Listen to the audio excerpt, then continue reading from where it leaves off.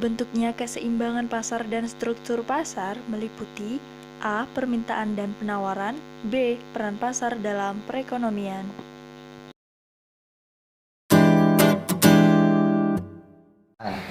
Pengertian permintaan adalah jumlah barang dan jasa yang diminta oleh konsumen dalam berbagai tingkat harga pada periode tertentu. Faktor yang mempengaruhi permintaan: 1. Harga barang itu sendiri, 2. Tingkat pendapatan, 3. Selera konsumen, dan yang terakhir jumlah penduduk.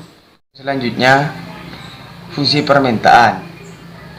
P min P1 per P2 min P1 sama dengan Q min Q1 per Q2 min Q2.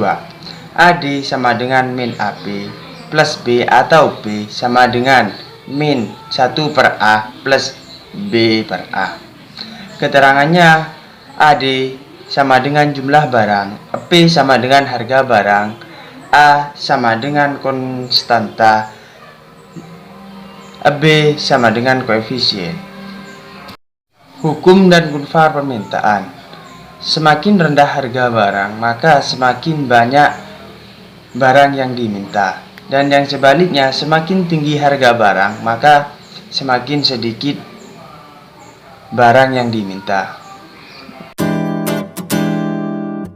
Pengertian penawaran.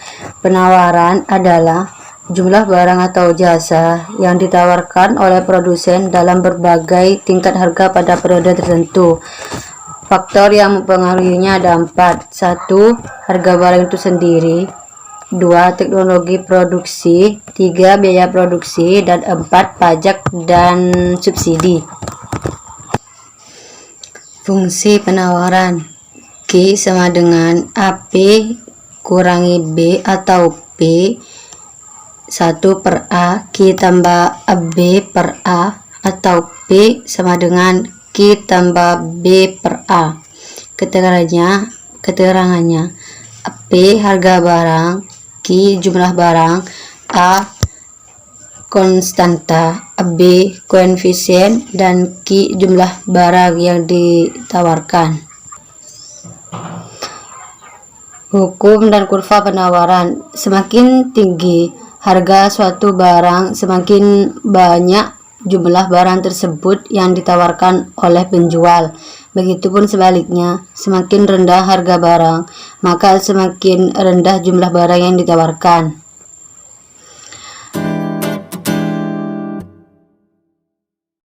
Terbentuknya harga pasar atau keseimbangan pasar. Perlu diketahui bahwa produsen selalu mengharapkan keuntungan yang maksimal dengan harga yang setinggi-tingginya, sedangkan konsumen selalu menginginkan kepuasan yang maksimal dengan harga yang serendah-rendahnya. Nah, dari proses ini tentu dinamakan dengan tawar-menawar. Dari proses tawar-menawar, nantinya antara produsen dan konsumen akan menemui harga kesepakatan. Nah, disinilah yang disebut harga pasar atau harga keseimbangan. Kurva keseimbangan pasar. Kondisi di mana harga mencapai titik keseimbangan secara matematis dinyatakan dalam persamaan berikut. QD sama dengan QS sama dengan QE. PD sama dengan PS sama dengan PE, dengan kurva seperti gambar di bawah ini. Untuk lebih jelasnya kita ke contoh soal ya. Nah, kita masukkan persamaan dari keseimbangan QD sama dengan QS, lalu fungsi permintaan dan fungsi penawaran yang sudah diketahui tadi kita masukkan ke rumus. Lalu akan didapat bahwa nilai P sama dengan 30. Nilai P di sini kita masukkan ke salah satu fungsi, kita pilih permintaan atau penawaran. Kita masukkan nilai P-nya akan menghasilkan Q sama dengan 4. Jadi harga keseimbangannya dicapai pada saat P sama dengan 30 dan Q sama dengan 4.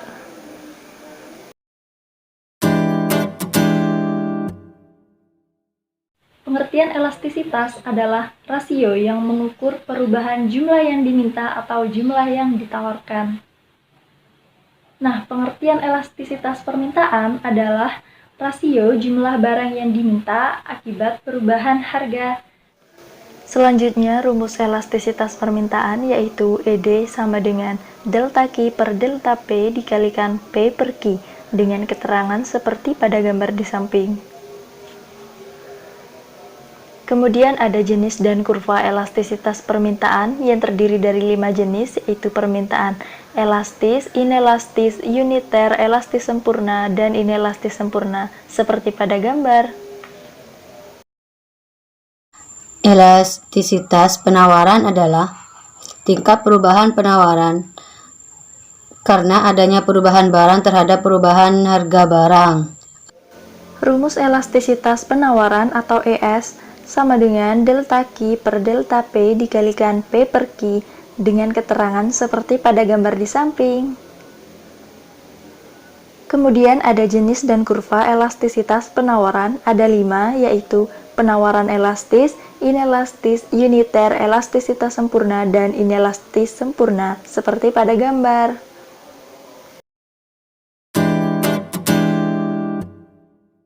Pasar merupakan situasi ketika penjual dan pembeli bertemu untuk melakukan transaksi. Peran pasar dan perekonomian adalah 1. Sarana distribusi, 2. Bentuk harga, 3. Sarana promosi. Struktur pasar atau bentuk pasar dibagi menjadi 2. 1. Pasar persaingan sempurna, yaitu pasar yang memiliki banyak penjual dan pembeli. 2. Pasar persaingan tidak sempurna, yaitu pasar yang terdiri dari sedikit penjual namun banyak pembeli. Pasar persaingan sempurna memiliki ciri-ciri sebagai berikut. Jumlah penjual dan pembeli banyak, barang yang dijual bersifat homogen, penjual merupakan pengambil harga, posisi tawar konsumen kuat, sulit memperoleh keuntungan di atas rata-rata, sensitif terhadap perubahan harga, dan mudah masuk dan keluar dari pasar. Contoh pasar persaingan sempurna ada pasar beras, pasar buah, dan pasar gandum. Pasar persaingan tidak sempurna. 1. Pasar monopoli, yaitu pasar yang penjualnya hanya satu orang sehingga tidak ada persaingan sama sekali. Contohnya PLN, PT KAI, PDAM, dan Telkom Indonesia. 2. Pasar oligopoli, yaitu pasar yang penjualnya beberapa antara 2 sampai 15 produsen, namun barang yang diperjualbelikan bisa bersifat homogen. Misalnya, semen, rokok, air mineral, dan kendaraan bermotor. 3. Pasar persaingan monopolistik, yaitu pasar yang penjualnya banyak, tetapi lebih sedikit dibanding dengan pasar persaingan sempurna. Barangnya pun bersifat terdiferensiasi. 4. Pasar monopsoni, yaitu pasar yang hanya terdiri atas orang pembeli. Misalnya, peternakan sapi perah di daerah terpencil membuat para peternak kesulitan dalam distribusi sehingga mereka menjual ke satu pembeli secara borongan dengan harga yang murah. 5. Pasar oligopsoni, yaitu pasar yang dikuasai oleh lebih dari 2 orang pembeli. Misalnya jasa konstruksi bangunan. Usaha ini ada banyak, namun hanya ada beberapa pelanggan yang ingin menggunakan jasa tersebut berdasarkan pesanan yang telah disepakati. Peran iptek terhadap perubahan jenis dan struktur pasar adalah 1. Memperpendek jarak dengan adanya internet. 2. Jangkauan pasar semakin luas.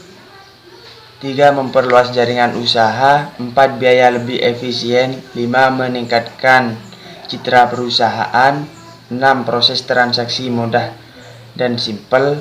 Dan yang terakhir, mempermudah akses informasi produk.